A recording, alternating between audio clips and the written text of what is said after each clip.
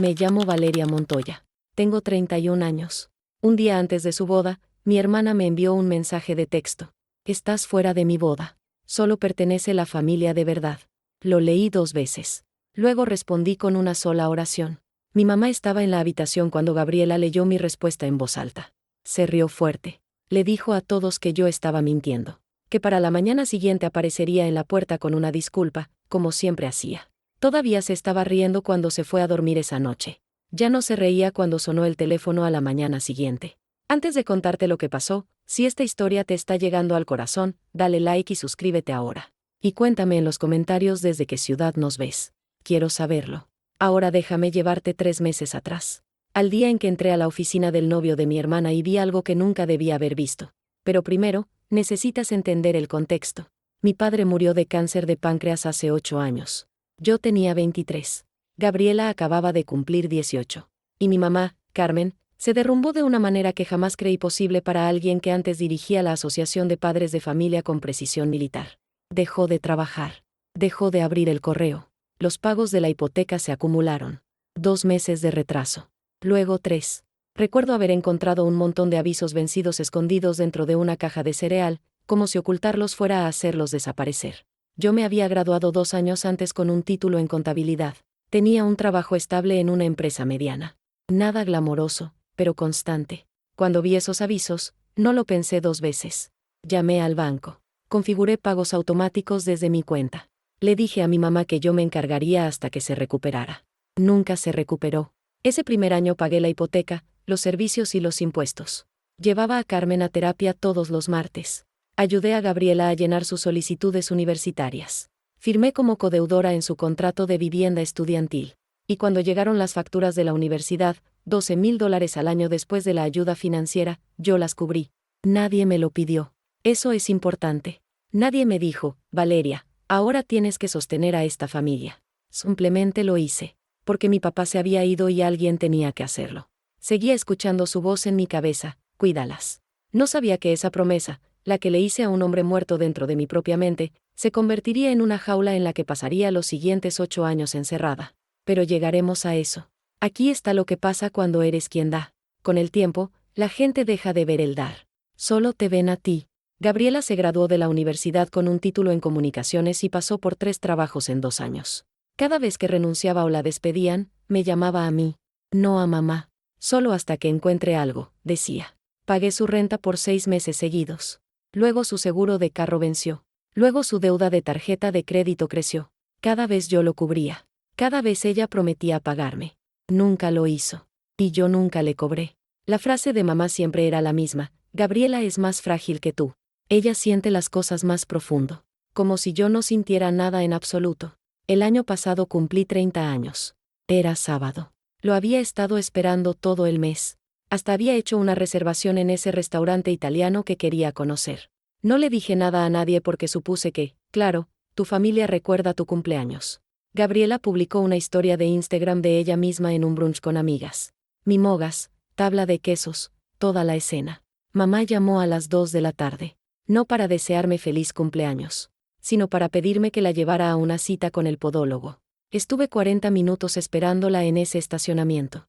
Ni una sola vez mencionó mi cumpleaños. Cuando lo traje a colación en el carro de regreso, parpadeó y dijo, «Ay, cariño, pensé que era la próxima semana». Patricia, mi mejor amiga, la única persona que apareció esa noche con un cupcake, me dijo algo que no estaba lista para escuchar. No olvidan tu cumpleaños, Valeria.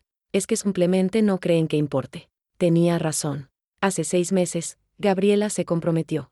Rodrigo Salinas, 28 años, bien parecido, de aspecto limpio, trabajaba en bienes raíces comerciales, o eso decía. Tenía la sonrisa de un hombre que sabe cómo hacer que una sala lo quiera, y los ahorros de uno que gasta todo asegurándose de que así sea. Gabriela eligió el venue antes de elegir los vestidos de sus damas. Hacienda Santa Elena, una finca convertida en salón de eventos, con 2 hectáreas, luces colgantes y una terraza de piedra con vista a un arroyo. $18,000 solo por la reserva y el depósito. Rodrigo no podía cubrirlo. Carmen tampoco. Y Gabriela ni siquiera fingió buscar otras opciones. Solo se volteó hacia mí en la cena una noche y dijo, «Tú eres mucho mejor manejando estas cosas que yo». Entonces llamé a Hacienda Santa Elena. Llené el contrato. Puse mi tarjeta de crédito para el depósito. Mi nombre en cada línea, Valeria Montoya. Luego vino el contrato de catering, 14,000. La florista, 6,500. El fotógrafo, 8,500. Cada uno lo contacté directamente.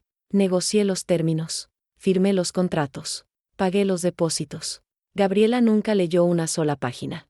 Ella elegía las opciones, el menú de salmón, los arreglos florales, el paquete de fotografía estilo cándido, y yo me encargaba del resto. El papeleo, las firmas, los cronogramas de pago. Ni siquiera sabía en nombre de quién estaban esos contratos. Y no le importaba lo suficiente como para preguntar. $47,000 en total. Nadie dijo gracias de ninguna manera que contara. Lo más cercano que recibí fue que Gabriela me abrazara después de la degustación y dijera, ¿ves? Por eso te necesito. Necesito. No aprecio. No amo. Necesito. No sabía entonces que mi nombre en esos contratos sería la única palanca que alguna vez tendría. Luego llegó Esperanza Salinas. La mamá de Rodrigo. 61 años. Bob plateado. Aretes de perlas que probablemente costaban más que mi pago mensual del carro. Dirigía el comité de mujeres de su iglesia y organizaba la gala anual de fundadores en el pueblo. Era el tipo de mujer que podía hacerte sentir mal vestida mientras estabas parada en tu propia cocina. La conocí por primera vez en la reunión de planificación de la despedida de soltera, que, por cierto, nadie me dijo qué estaba pasando hasta que Patricia vio una foto en la historia privada de Gabriela. Esperanza me miró desde el otro lado de la mesa y dijo, «Estás muy involucrada para ser la hermana. La mayoría de las novias prefieren que la mamá lleve la iniciativa». Miré a Carmen, esperando que dijera algo. Cualquier cosa. Que dijera, en realidad, Valeria ha manejado toda la logística. O simplemente, nos alegra que esté aquí. En cambio, mi mamá asintió y dijo, tienes razón. Valeria probablemente debería dar un paso atrás. Ese fue el primer corte. Y vino de mi propia madre frente a una extraña. Lo que no sabía entonces era que Carmen le había contado a Esperanza una versión muy específica de la historia. Cuando Esperanza preguntó quién cubría el venue, Carmen dijo, nuestra familia se está encargando de eso. No que Valeria está pagando todo de su propio bolsillo. No que mi hija mayor ha gastado $47,000 hasta ahora. Solo, nuestra familia. Porque admitir la verdad significaría admitir que los Montoya no podían pagar esta boda sin la cuenta bancaria de una persona. Y Carmen prefería perderme a mí antes que quedar mal frente a la futura suegra de su hija. Ese fue el segundo corte. Solo que todavía no lo sentía. En las semanas siguientes, la exclusión se volvió sistemática. Gabriela dejó de incluirme en las comunicaciones con los proveedores. El chat grupal de planificación de la boda, el que yo había creado, quedó en silencio. Habían hecho uno nuevo sin mí. Solo lo supe porque la florista me mandó por correo una lista revisada de arreglos que hacía referencia a notas del chat grupal de la novia, y ninguna de esas notas venía de alguna conversación en la que yo hubiera participado. Llamé a Gabriela. No contestó. Le escribí, oye, ¿podemos hablar sobre los cambios florales? Respondió 4 horas después, Esperanza y mamá me están ayudando ahora. No tienes que preocuparte por eso. Me quedé mirando ese mensaje por mucho tiempo. No tienes que preocuparte por eso. Como si yo hubiera estado preocupándome por elección. Como si manejar $47,000 en contratos con proveedores fuera un pasatiempo que había tomado por diversión. Llamé a mamá esa noche. Intenté mantener mi voz tranquila. Todavía estoy pagando todo esto, le dije. Tengo derecho a saber que se está cambiando. Carmen suspiró. El tipo de suspiro que me hacía sentir que tenía 12 años otra vez, pidiendo algo irrazonable. Eso es exactamente lo que Gabriela quiere decir, dijo. Siempre lo conviertes en algo sobre el dinero. Es que sí es sobre el dinero. Es mi dinero. Y por eso ella se siente pequeña a tu lado, Valeria. Tú lo usas para tener poder sobre ella. Abrí la boca. La cerré. La abrí de nuevo. No salió nada. Esa noche me senté en mi escritorio y abrí la carpeta en mi computadora. Cada contrato. Cada recibo. Cada confirmación por correo. Los fui viendo lentamente, leyendo mi propio nombre una y otra vez. Valeria Montoya. Valeria Montoya. Valeria Montoya. No sabía por qué los estaba mirando, pero algo dentro de mí estaba haciendo inventario. Lo intenté una vez más. Le pedí a Gabriela que quedáramos a tomar café. Solo nosotras dos. Sin Carmen. Sin Esperanza. Aceptó. Luego llegó 40 minutos tarde, todavía en ropa de entrenamiento, con el teléfono boca arriba sobre la mesa, como un cronómetro contando cuánto tiempo estaba dispuesta a quedarse. Mira, me dijo antes de que yo terminara mi primer sorbo. Sé que has ayudado mucho. De verdad. Pero lo conviertes todo en algo sobre ti. La planificación, el dinero, las decisiones. Es como si este fuera tu matrimonio, no el mío. He gastado $47,000, Gabriela. ¿Ves? Me señaló como si yo acabara de demostrar su punto. Ahí está. El número. Siempre lo sacas a relucir. No lo estoy sacando a relucir. Es un hecho. Se recostó y cruzó los brazos. Algo cambió detrás de sus ojos. No culpa. No gratitud. Algo más duro. ¿Sabes qué me tiene agotada? Dijo. Todo el mundo sigue diciéndome lo afortunada que soy de tenerte. Tu hermana es increíble. Valeria es una santa. Estoy harta de ser la hermana de Valeria. Como si yo fuera esta pobre infeliz de caridad y tú fueras la heroína de la familia. Me quedé sentada. Dejé que eso aterrizara. ¿Entonces no quieres mi ayuda? No dije eso. Acabas de decir que mi ayuda te hace sentir como un caso de caridad. Tomó su teléfono. Sabía que esto iba a terminar así. Pagué los 2 cafés. Caminé a mi carro. Me senté detrás del volante 10 minutos sin arrancar el motor, viéndola alejarse en el carro cuyo seguro yo había pagado los últimos 2 años. 3 semanas después, entré a la oficina de Rodrigo. Y todo cambió. Era un jueves por la tarde. Necesitaba la firma de Rodrigo en un formulario de seguro para la boda. La póliza de responsabilidad del venue lo requería, y el plazo vencía al día siguiente. Había llamado antes. Su recepcionista dijo que estaría en la oficina toda la tarde. Llegué al estacionamiento de su empresa, una pequeña firma de bienes raíces comerciales en un centro comercial. Su carro estaba en la fila de atrás, lejos de la entrada. Eso fue lo primero que noté. Rodrigo siempre estacionaba al frente. Le gustaba que lo vieran. Iba a la mitad del estacionamiento cuando la puerta trasera del pasajero de su carro se abrió. Una mujer salió, a mediados de sus 20, cabello oscuro recogido, acomodándose el cuello de la blusa. Se alisó la falda, se revisó en el reflejo de la ventana del carro, y caminó rápidamente hacia la entrada lateral del edificio. Luego salió Rodrigo, por la misma puerta. Se acomodó la corbata, se pasó la mano por el cabello, y se giró hacia el edificio. Fue entonces cuando me vio. Estaba a 6 metros de distancia. Llaves en la mano, carpeta bajo el brazo, el formulario de seguro con su nombre encima. El color se fue de su cara. No lentamente, todo de golpe, como si alguien hubiera jalado un tapón. Su boca se abrió y durante unos 3 segundos se quedó ahí parado con la mano todavía en la corbata, mirándome como si yo fuera una alucinación que podía hacer desaparecer parpadeando. No me moví, no corrí, no agarré el teléfono. Solo lo miré, y él supo que yo sabía. La mujer desapareció por la esquina sin mirar atrás. Ella no tenía idea de que yo estaba ahí, pero Rodrigo sí, y la expresión en su cara me dijo todo lo que su boca estaba a punto de intentar negar. Me alcanzó antes de que llegara a mi carro. Valeria, espera. Por favor. Seguí caminando. Se puso frente a mí. No es lo que parece. Lo miré. De verdad lo miré. Su cuello estaba torcido. Había una mancha tenue de algo. Brillo labial, quizás. Cerca de su mandíbula. ¿Cuánto tiempo? Dije. Parpadeó. ¿Qué? ¿Cuánto tiempo, Rodrigo? Sus hombros cayeron. Miró hacia el edificio, luego de nuevo hacia mí. 4 meses. 4 meses. Gabriela llevaba 6 meses comprometida. ¿Ella sabe? No. Su voz se quebró. Y no puede saberlo. Por favor, Valeria. Lo voy a terminar. Te lo juro. Fue un error. 4 meses de error. Sé cómo suena. Pero quiero a Gabriela. De verdad. ¿Quién es ella? Dudó. Una colega. Megan. Ya se está acabando. Iba a terminar antes de la boda. Me quedé mirando el formulario de seguro en mi carpeta. Su nombre estaba justo debajo del mío. 2 personas que se suponía debían proteger a Gabriela, paradas en un estacionamiento. Una sosteniendo evidencia. La otra conteniendo la respiración. Tienes una semana, dije. ¿Una semana para qué? Para decírselo tú mismo, o terminarlo de manera tan limpia que ella nunca tenga que saber. Lo haré, te lo prometo. No le creí. Pero también sabía lo que pasaría si yo misma le decía a Gabriela. Carmen me llamaría celosa. Gabriela diría que estaba tratando de sabotear su felicidad. Y perdería lo que quedaba de mi familia por una verdad que nadie estaba lista para escuchar. Entonces me fui. Me metí al carro. Manejé a casa con el formulario sin firmar todavía en la carpeta. Me odié por ese silencio. Todavía me odio. Esa noche se lo conté a Patricia. Nos sentamos en su terraza trasera con una botella de vino que yo no toqué.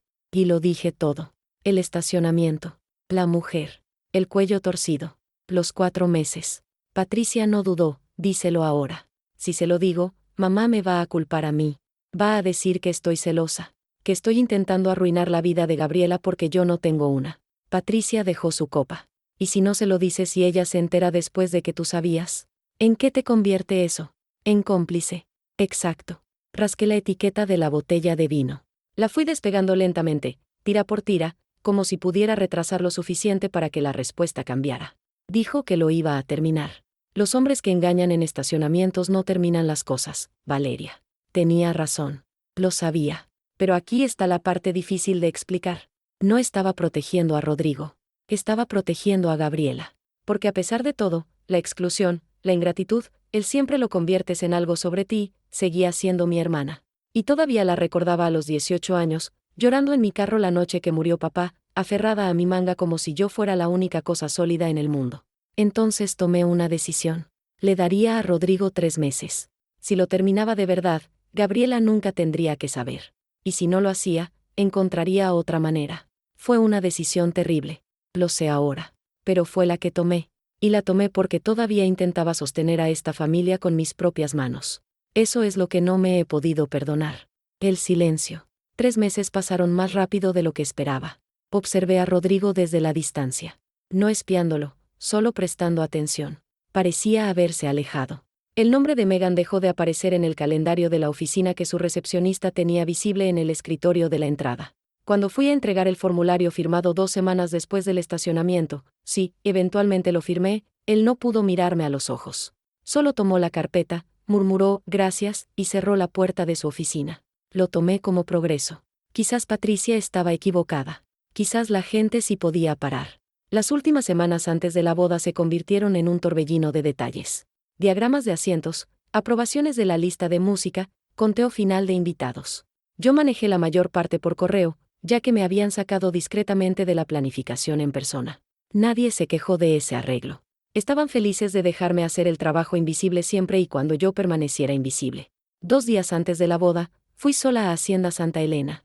Recorrí los jardines. La terraza de piedra donde sería la ceremonia. El granero convertido donde se serviría la cena. La hilera de luces colgantes entre los robles. Sofía, la gerente del venue, me recibió en la entrada. Todo está confirmado, señorita Montoya, dijo sonriendo. Va a ser hermoso. Asentí. Pasé la mano por la pared de piedra. Intenté sentirme feliz. Intenté sentir algo que no fuera el bajo zumbido de angustia que había cargado durante 12 semanas. Manejé a casa. Hice la cena. Le di de comer a mi gato. Me senté en el sofá y me dije, 2 días más y se termina. Gabriela va a casarse. Rodrigo habrá cumplido su promesa. Y quizás, las cosas se pondrán más fáciles. Mi teléfono vibró a las 8:47 de la noche. Un mensaje de Gabriela. Todo se oscureció. El mensaje decía, oye, mamá, Esperanza y yo hablamos. Creemos que es mejor que no vengas mañana. Es un día para la familia de verdad. Espero que lo entiendas. Familia de verdad. Lo leí 3 veces. Cada vez las 2 palabras golpeaban diferente. Primero confusión. Luego claridad. Luego algo frío y quieto. Como el momento antes de que un vaso caiga al suelo. Llamé a Gabriela. Directo al buzón de voz. Llamé a mamá. Contestó al segundo timbre. Su tono ya estaba ensayado. Cariño, creo que esto es lo mejor para todos. Gabriela necesita que su día sea tranquilo, sin presión. ¿Qué presión? Ya sabes, Valeria. Tú siempre eres mucho. Pagué toda la boda. Y lo apreciamos, pero esto no es sobre el dinero. Entonces, ¿de qué se trata? Carmen hizo una pausa. Escuché la voz de Esperanza de fondo. Indistinta pero ahí. Mi mamá estaba en altavoz. Me estaban manejando. Gabriela solo quiere a las personas que la hacen sentir segura, dijo Carmen con cuidado. Eso es todo. Colgué. Me senté en la cama. Me quedé mirando la pared. 20 minutos después, llamó Patricia. Lo había visto. No de mí, sino de una amiga en común. Porque Gabriela no solo me había enviado el mensaje a mí. Había capturado en pantalla su propio mensaje y lo había publicado en el chat grupal de las damas, el que me habían excluido meses atrás. Su comentario, por fin lo hice. Nada de reina del drama en mi boda. Las respuestas llegaron rápido. Natalia, su madrina de honor, qué orgullo, amiga. Brianna, una amiga de la universidad, se le va a pasar. Diego, nuestro primo, ya era hora, la verdad. 8 personas. Emojis de risa. Un gif de alguien despidiéndose con la mano. Mi hermana había convertido mi exclusión en entretenimiento. Patricia todavía estaba al teléfono. Podía escucharla respirar, esperando que yo dijera algo. ¿Cuántas personas están en ese chat?, pregunté. Al menos 10. Quizás 12. Cerré los ojos. 12 personas. 12 personas viendo a mi hermana celebrar haberme echado de una boda que yo pagué. 12 personas que no pensaron en decir, esperen, ¿no fue Valeria quien organizó todo esto? ¿Qué vas a hacer?, preguntó Patricia. Todavía no sé. Me quedé sentada 2 horas. No lloré. No rompí nada. Solo me senté en la oscuridad y dejé que 8 años de dar pasaran como una película de momentos que nadie pidió ver. Los pagos de la hipoteca, la colegiatura, la renta, el seguro del carro, los $47,000. Y al final de todo eso, un chat grupal lleno de emojis de risa. Entonces tomé el teléfono y le escribí 5 palabras a Gabriela. Bien. La familia de verdad puede pagar el venue. Le di enviar. Dejé el teléfono. 3 minutos después, Patricia me escribió, capturó en pantalla tu respuesta. Está en el chat grupal. El comentario de Gabriela debajo de mi mensaje. Dios mío, el descaro. Diego, actúa como si fuera dueña de la boda, jajaja. Y luego Gabriela escribió la frase que la seguiría por el resto de esta historia. Que se lleve su caridad de regreso. No la necesito. Que se lleve su caridad de regreso. Mi mamá vio el hilo. Me mandó un mensaje aparte. Te estás poniendo en ridículo, Valeria. Para. No respondí, pero abrí mi computadora y abrí la carpeta. Cada contrato, cada recibo, cada acuerdo con proveedores. Mi nombre en cada línea de firma. No me estaba poniendo en ridículo. Me estaba preparando. Casi no dormí.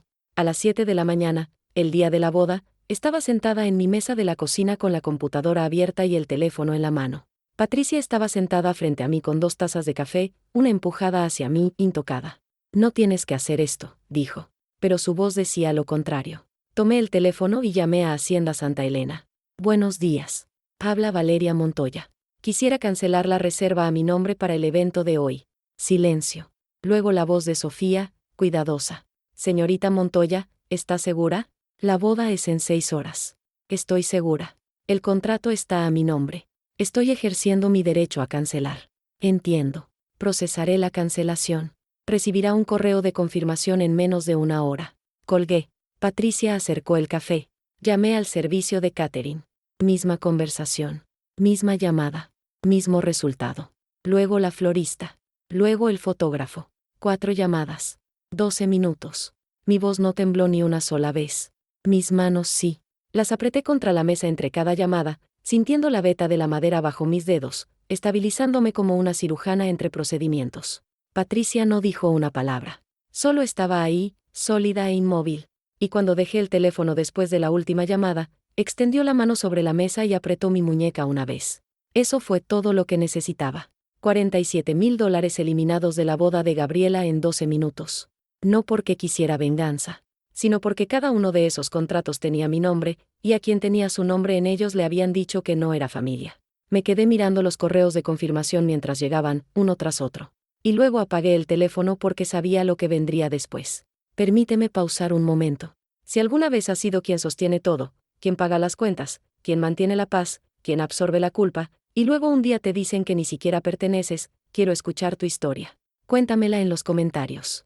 Y si esto te está tocando de cerca, dale suscribir ahora para no perderte lo que pasa cuando el venue llama a mi mamá, porque esa conversación no salió como ella esperaba. Esto es lo que estaba pasando al otro lado de la ciudad mientras yo estaba sentada en mi cocina con el teléfono apagado. Carmen se despertó temprano. Se había quedado en la casa para ayudar a Gabriela a prepararse. El cabello y el maquillaje estaban programados para las 9 de la mañana. Estaba en la cocina haciendo café cuando revisó su teléfono y vio mi respuesta de la noche anterior. Bien. La familia de verdad puede pagar el venue. Se rió. Lo sé porque mi tía Rosa, la hermana menor de Carmen, me lo contó después. Carmen leyó el mensaje en voz alta para Esperanza, que había llegado a las 7:30 para ayudar con los preparativos de última hora. Mira esto, dijo Carmen, negando con la cabeza. Cree que está siendo lista. Esperanza apenas miró la pantalla. Está mintiendo. No se atrevería. Carmen hizo un gesto con la mano. Ha estado amenazando con dejar de ayudar desde que tenía 25 años. Nunca lo cumple. Créeme, para la tarde estará en la puerta con pasteles y una disculpa. Eso es lo que hace. Amenaza, se enoja, y luego vuelve. Lo dijo con tal confianza, como si estuviera describiendo un patrón del clima. Predecible. Manejable. Sin importancia. Y honestamente, no estaba equivocada sobre el patrón. Por 8 años eso había sido exactamente lo que yo hacía. Cada discusión terminaba igual. Yo expresaba mi frustración. Carmen me hacía sentir culpable. Y yo cedía. Cada vez. Entonces, cuando mi mamá le dijo a Esperanza que no se preocupara, tenía 8 años de evidencia de su lado. Solo que no sabía que esta vez era diferente. No sabía del estacionamiento, ni del affair de 4 meses, ni de las 12 personas riéndose en un chat grupal. No sabía que la chica que siempre volvía había finalmente agotado sus razones para hacerlo.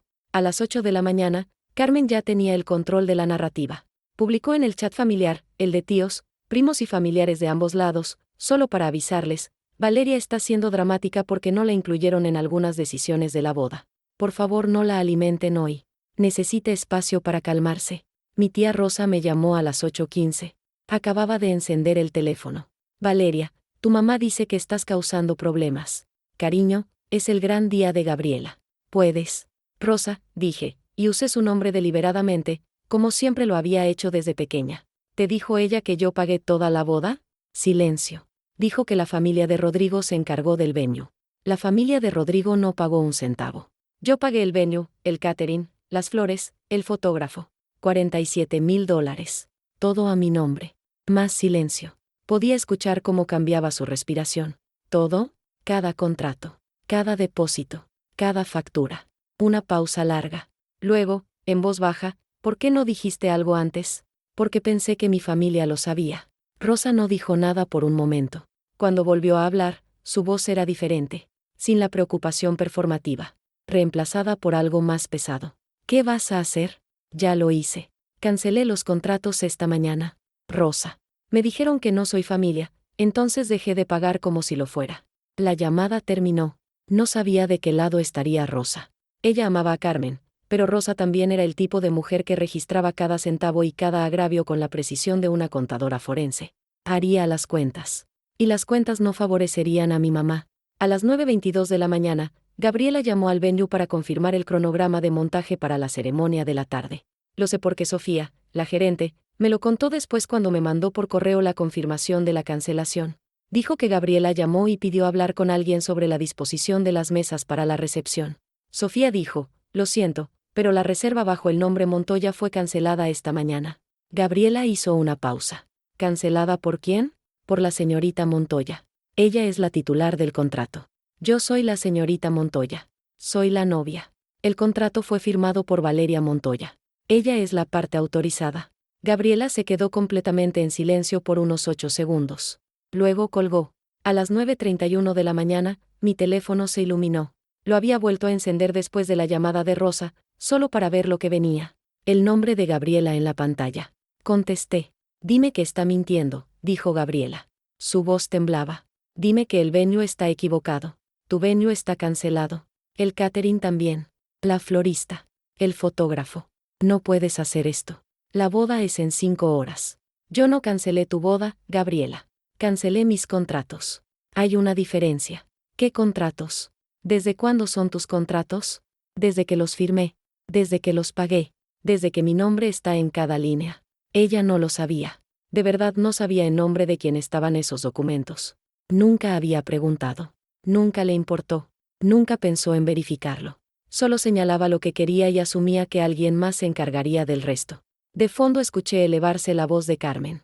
¿Qué está pasando? Gabriela se alejó del teléfono. Escuché fragmentos: cancelado, su nombre, todo. Antes de que la línea se cortara. Carmen llamó a Hacienda Santa Elena después. Me la puedo imaginar parada en la cocina, una mano apretando el borde del mesón, la otra presionando el teléfono contra la oreja. Hubo un error, dijo. Mi hija se casa esta tarde. Sofía fue educada, profesional, definitiva. La reserva estaba a nombre de Valeria Montoya. Ella ejerció su derecho de cancelación según el contrato. No podemos reactivar sin su autorización y un nuevo depósito. Mi hija se casa hoy. Entiendo, señora. Lo siento mucho. Carmen llamó al catering. Misma respuesta. A la florista. Igual. Al fotógrafo. Igual. 4 llamadas. 4 paredes. Sin puertas. Y entonces Esperanza habló. Había estado en el pasillo escuchando. Había estado toda la mañana con paciencia, organizando los ramos, planchando el vestido de Gabriela, haciendo listas. Era una mujer construida para la logística, para el control, para saber exactamente quién era responsable de qué. Y acababa de escuchar 4 llamadas a proveedores salir igual. Carmen. Su voz era muy tranquila. Me dijiste que tu familia tenía el venue cubierto. Carmen no respondió. ¿Quién pagó el venue? Es complicado. ¿Quién pagó el venue, Carmen? Valeria manejó los depósitos. ¿Manejó? ¿Quieres decir pagó? La mandíbula de Carmen se tensó. Sí. ¿Y el catering? Sí. ¿Las flores? ¿El fotógrafo? Sí. Esperanza dejó el ramo de flores que sostenía. ¿Dejaste que la persona que financió toda esta boda fuera desinvitada de sus propios contratos? ¿Y no pensaste en mencionarme eso? Carmen no tuvo respuesta. Porque no había respuesta. Había ocultado la verdad para guardar las apariencias. Y ahora todo se estaba derrumbando en tiempo real. Esperanza sacó su teléfono. Voy a llamar a mi proveedor de catering. Haremos esto en el patio de tu casa. Nadie discutió. No quedaba nada con qué discutir.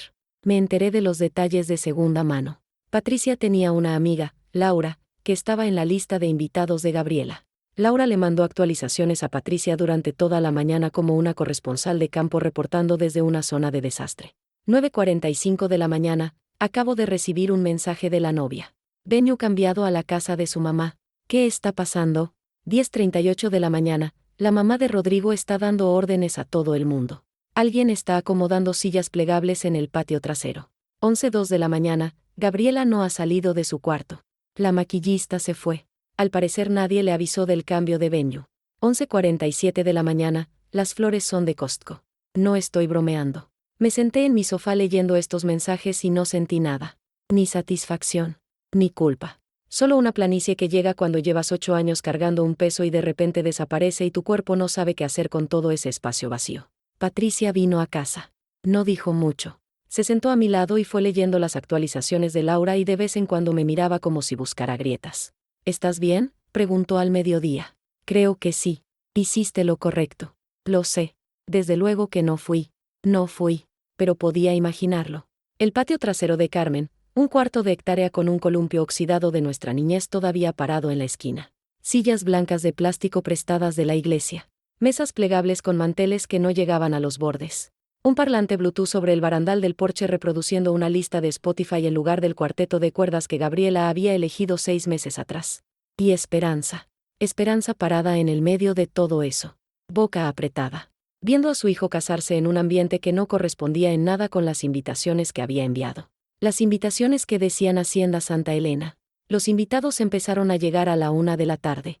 Laura siguió mandando mensajes. La mayoría se quedó parada en la entrada un par de segundos de más, mirando la invitación en la mano, luego mirando la casa, luego de vuelta a la invitación. La desconexión era inmediata. Les habían dicho Hacienda Santa Elena y estaban frente a una casa con revestimiento de vinilo y una manguera enrollada junto al porche. ¿Qué pasó con el venue?, preguntó alguien en la puerta. Cambio de planes, dijo Carmen con una sonrisa que parecía clavada. Quisimos algo más íntimo, pero la historia no se sostuvo. No podía sostenerse. No con 60 personas susurrando. La tía Rosa llegó a la 1:15. Encontró a su esposo Roberto junto a la mesa de postres, que en realidad era una mesa plegable con un pastel de Walmart y un plato de dulces, y le contó todo. ¿Quién pagó? ¿Cuánto? Porque se había cancelado el venue. Roberto le dijo a su hermano. Su hermano le dijo a su esposa. Su esposa le dijo a la mujer sentada junto a ella, que resultó ser la compañera de cuarto de Gabriela en la universidad. Para la 1:45, la mayoría de los invitados sabía. Y entonces alguien, Laura no supo quién, repitió la frase de Gabriela del chat grupal. La que había sido capturada en pantalla, compartida y celebrada la noche anterior. Que se lleve su caridad de regreso.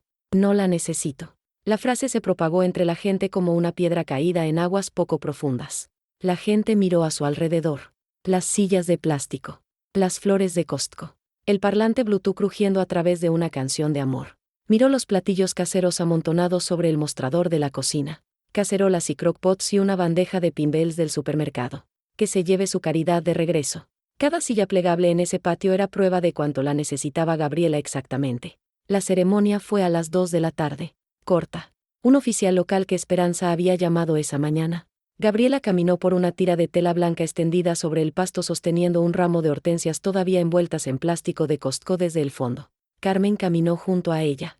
Mentón arriba. Ojos al frente. Sin mirar a nadie en las sillas plegables. Dijeron sus votos. Rodrigo sonrió como siempre sonreía. Amplio. Ensayado. Diseñado para una audiencia. La voz de Gabriela se quebró 2 veces. Lo logró. Luego vino la recepción, tal y como fue. Se pusieron mesas bajo una carpa plegable que el amigo de Rodrigo había traído de su garaje. El proveedor de Esperanza había logrado armar bandejas de sándwiches y una exhibición de frutas en 4 horas.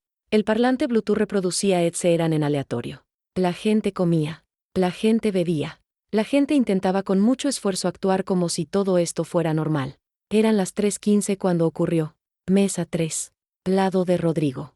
Una mujer llamada Sandra, compañera de trabajo de Rodrigo, invitada porque había ayudado a cerrar un trato importante el trimestre pasado, estaba en su segunda copa de vino. Hablaba con 2 amigos de la universidad de Rodrigo, y la conversación había derivado hacia chismes de la oficina como siempre pasa cuando la gente está aburrida y la comida es mediocre.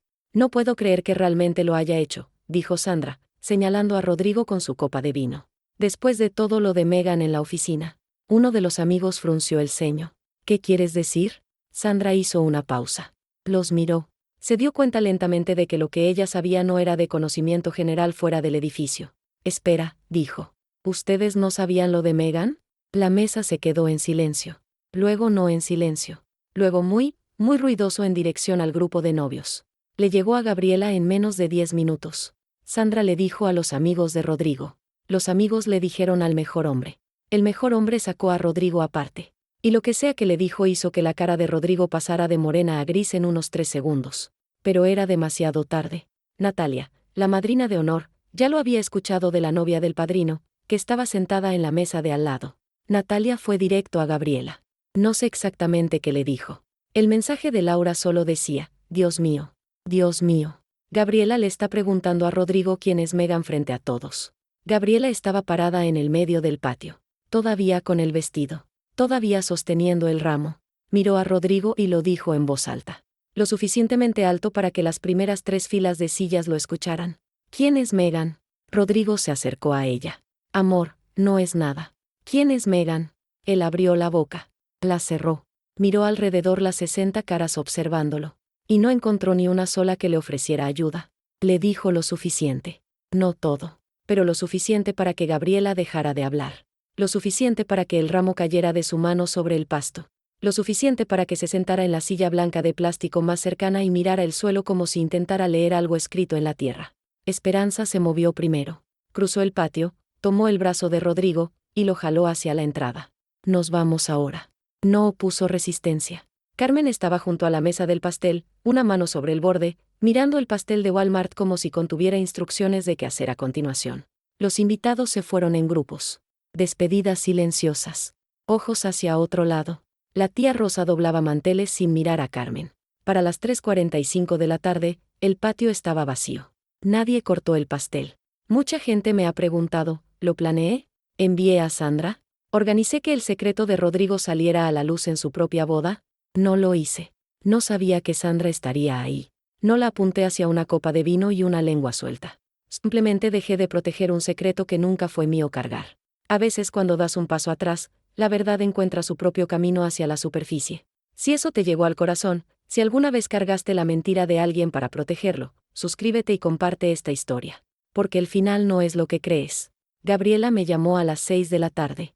Estaba sentada en el piso de mi cocina con la espalda apoyada en el gabinete, comiendo cereal directo de la caja porque no había tenido energía para cocinar. Mi gato estaba dormido en el mostrador. Patricia se había ido 1 hora antes después de hacerme prometer que comería algo. Contesté el teléfono. No dije nada. Solo esperé. La respiración de Gabriela era irregular. El tipo que se escucha cuando alguien ha llorado por horas y ya no le queda nada más que el ritmo de eso. ¿Cuánto tiempo sabías? Preguntó. 3 meses. La línea quedó tan silenciosa que verifiqué que la llamada siguiera conectada. 3 meses, repitió. No como pregunta. Como medida. Como si estuviera calculando exactamente cuántos días yo había estado sentada frente a ella en cenas familiares, sabiendo. ¿Por qué no me lo dijiste? Presioné la cabeza hacia atrás contra el gabinete. Miré el techo. Porque si te lo decía, mamá hubiera dicho que estaba intentando destruir tu felicidad. Te hubiera llamado celosa. Y tú le hubieras creído. Gabriela no discutió. Esa fue la peor parte. No discutió porque sabía que tenía razón. ¿Entonces me dejaste casarme con él? No te casaste con él, Gabriela. Sandra lo evitó. Pero si lo hubieras hecho si Sandra no hubiera dicho nada. Cerré los ojos. No lo sé. Me he estado haciendo la misma pregunta todos los días durante 3 meses. Estaba llorando de nuevo. Silenciosamente esta vez. de la manera en que lloran las personas demasiado agotadas para hacer ruido. Lo siento, dije, por el silencio. Esa parte. Lo siento. Ella no respondió lo mismo. La línea se cortó. Eso no fue perdón. Fue despedida. 2 días después llamó Carmen. Estaba en mi escritorio del trabajo comiendo el almuerzo frente a la computadora como siempre. Sándwich de pavo, manzana, un vaso de agua. Mi teléfono se iluminó con su nombre. Dejé que sonara 3 veces antes de contestar. No empezó con hola. ¿Estás feliz ahora?, dijo. Destruiste la vida de tu hermana. Dejé el sándwich. Me limpié las manos con una servilleta. Tomé aire. Yo no invité a Sandra. Yo no hice que Rodrigo engañara a nadie. Cancelé contratos que tenían mi nombre después de que me dijeron que no era familia. Siempre tienes que tener la razón. Siempre tienes que estar por encima de todos. Mamá, pagué tu hipoteca por 6 años. Pagué la universidad de Gabriela. Gasté $47,000 en una boda a la que fui desinvitada. No estoy por encima de nadie. Solo estoy cansada. Si tu papá estuviera vivo, nunca hubiera permitido que me dijeran que no soy familia. Silencio. El tipo de silencio que tiene textura. Espeso, pesado, llenando el espacio entre el teléfono y mi oído como algo sólido. Escuché que ella tragó saliva. Escuché el reloj en la pared de su cocina. El que papá compró en un mercado de pulgas en 1998. El que todavía hace demasiado ruido. No te estoy pidiendo que estés de acuerdo conmigo, dije. Te estoy diciendo que terminé. ¿Terminé con qué? Con pagar. Con fingir. Con ser la persona que sostiene todo para que los demás puedan fingir que se sostiene solo. Colgó. Me quedé en mi escritorio unos minutos. Terminé el sándwich. Me tomé el agua. Volví al trabajo. Fue el almuerzo más tranquilo que había tenido en 8 años. Esa semana hice algo que debía haber hecho hace años. Me senté con Mónica, mi asesora financiera, una mujer que llevaba 3 años diciéndome que mis obligaciones familiares estaban destruyendo mi jubilación. Nunca me presionó. Solo me mostraba los números cada trimestre y los dejaba hablar por sí mismos. Esta vez, no necesitaba que los números hablaran. Necesitaba que pararan. Quiero cancelar el pago automático a la dirección de mi mamá, dije. Con efecto inmediato. Mónica asintió. Sin sorpresas. Lo proceso hoy. ¿Algo más? Muéstrame todo lo que he estado pagando en nombre de miembros de mi familia. Todo. Giró su monitor hacia mí. La hoja de cálculo llenó la pantalla. 6 años de pagos de hipoteca. 4 años de colegiatura. Primas de seguro. Transferencias de emergencia. Los proveedores de la boda. Línea tras línea tras línea. El total en la parte inferior, $214,600. Me quedé mirando ese número por mucho tiempo. $214,600. Eso era más que un pago inicial de una casa. Más que una década de aportaciones a la jubilación. Más de lo que la mayoría de la gente gana en 4 años. ¿Y qué tenía para mostrar? Una hermana que me llamó reina del drama. Una mamá que me dijo que no era familia. Un chat grupal lleno de emojis de risa. Quiero enviarle una notificación formal a mi mamá, dije. Un correo con rastro en papel que diga que los pagos paran de inmediato y que necesita hacer otros arreglos.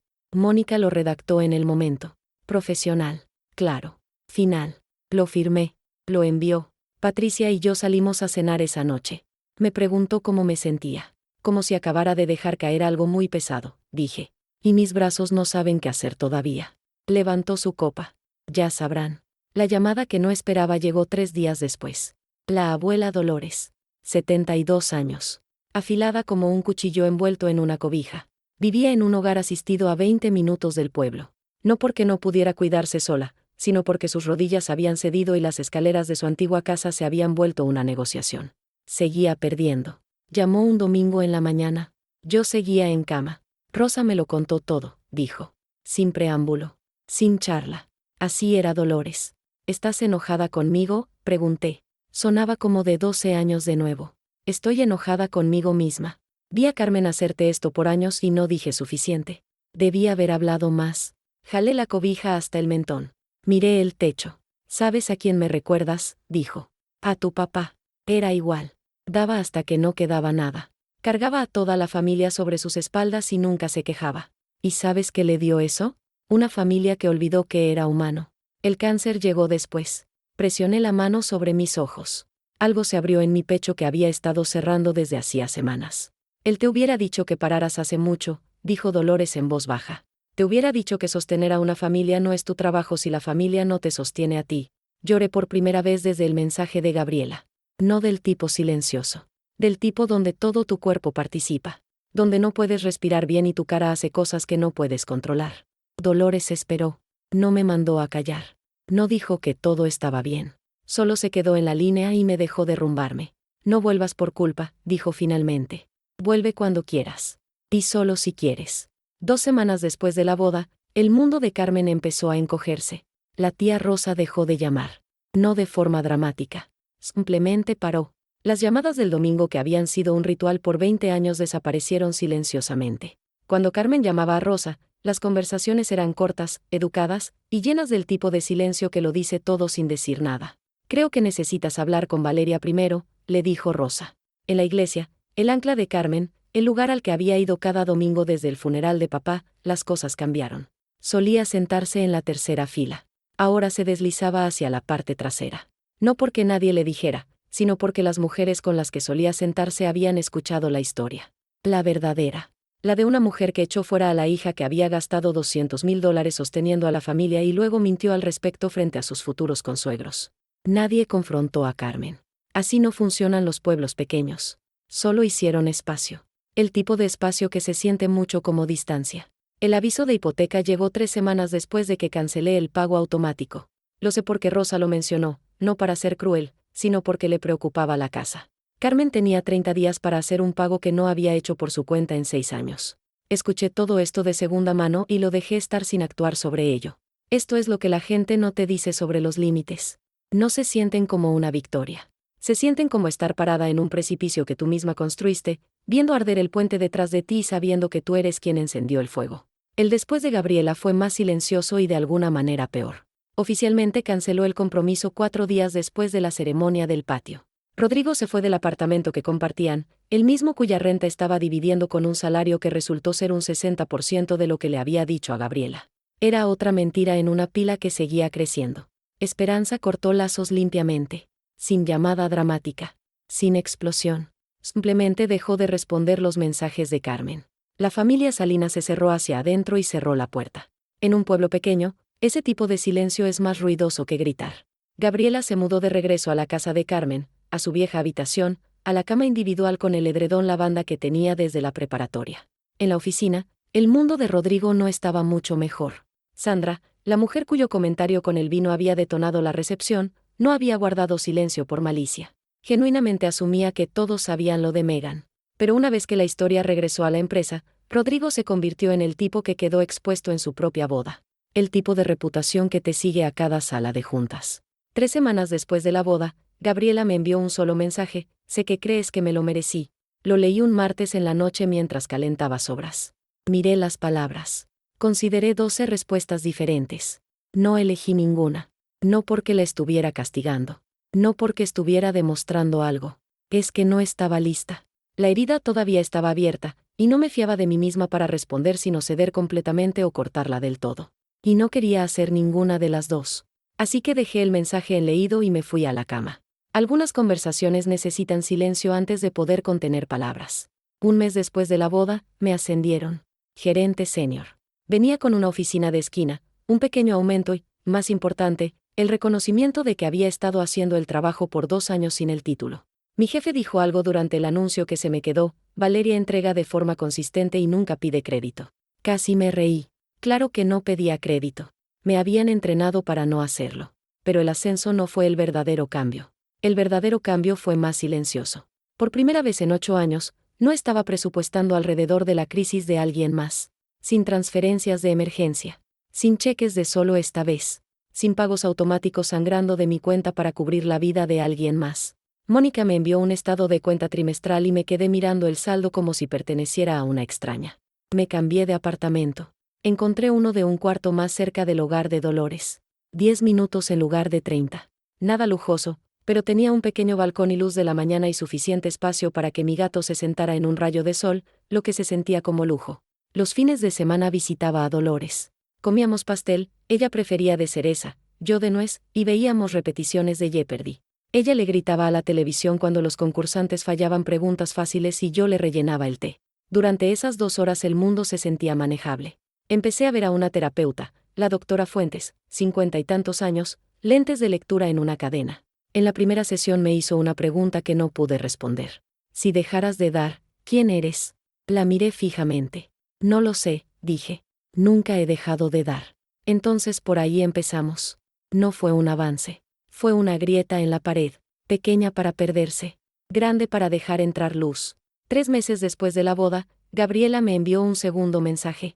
No era largo, pero era diferente del primero. El primero había sido defensivo. Sé que crees que me lo merecí. Una oración con forma de acusación usando ropa de disculpa. El segundo decía esto: no espero que me perdones, pero quiero que sepas que finalmente entiendo lo que cuesta ser quien sostiene todo. Lo di por sentado. No una vez, sino cada vez. Y lo siento. Nunca lo vi hasta que paraste. Lo leí sentada en mi balcón al atardecer. Mi gato estaba en mi regazo. El cielo estaba haciendo esa cosa que hace en octubre donde la luz se vuelve ámbar y todo parece un cuadro que no puedes pagar. No borré el mensaje. Tampoco respondí. Patricia vino ese viernes. Le mostré el mensaje. ¿Vas a responder?, preguntó. Quizás cuando esté lista. ¿Y cuándo será eso? Cuando pueda responder porque quiero, no porque sienta que tengo que hacerlo. Asintió. Es lo más sano que te he escuchado decir. La doctora Fuentes se está ganando su pago.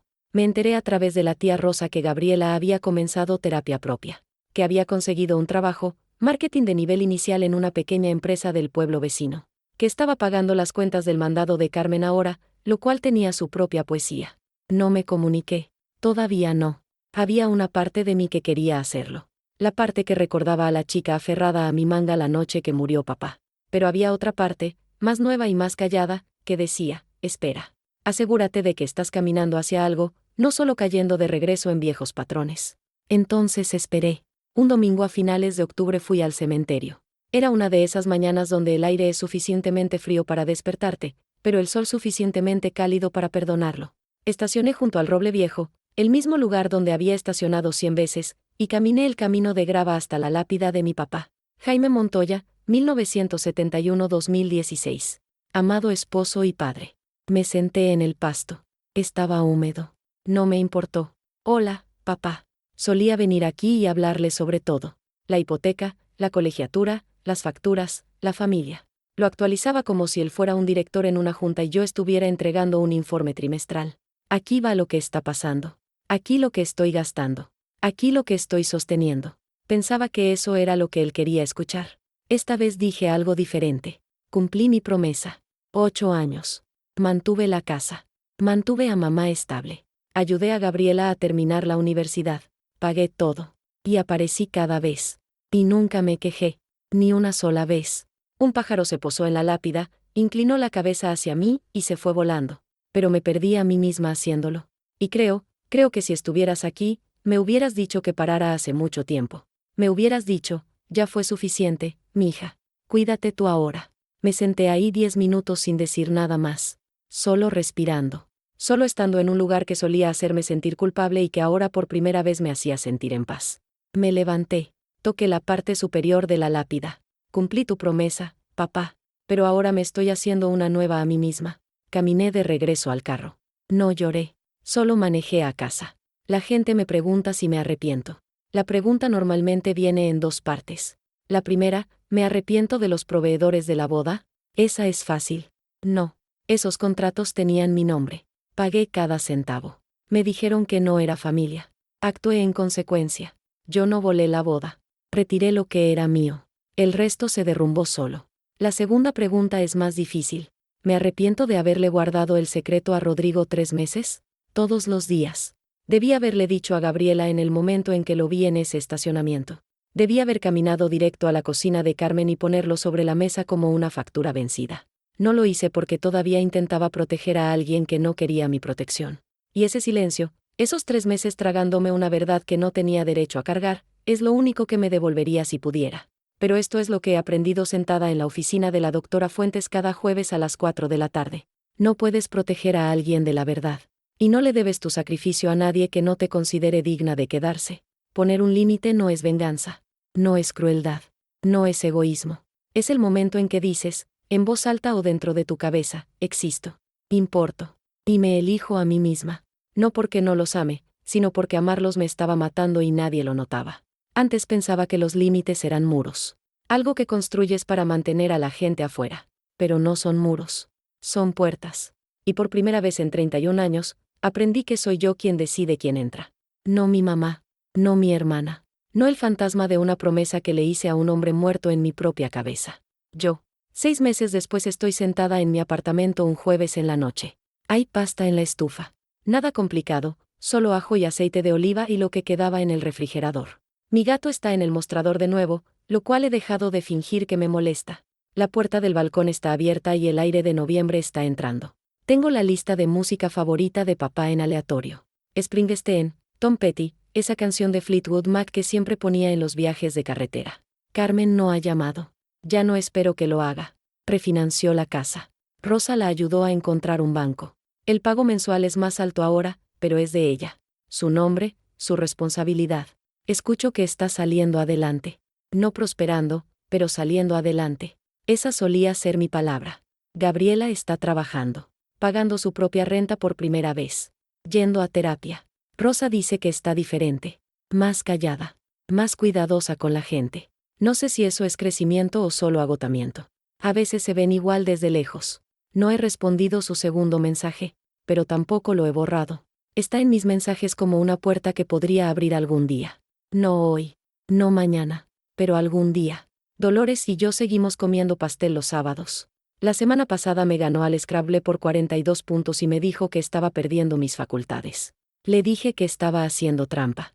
Me dijo que lo demostrara. No pude. No sé cómo termina esta historia.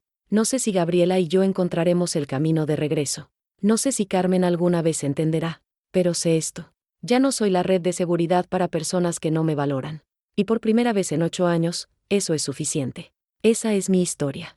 Si tuvieras que elegir entre proteger tu paz o proteger a una familia que no te protege a ti, ¿qué elegirías? Déjame tu respuesta en los comentarios. Así eliges tu paz. Ve si eliges a la familia. Y si quieres escuchar otra historia de alguien que finalmente dejó de ser el cajero automático de la familia, revisa la descripción.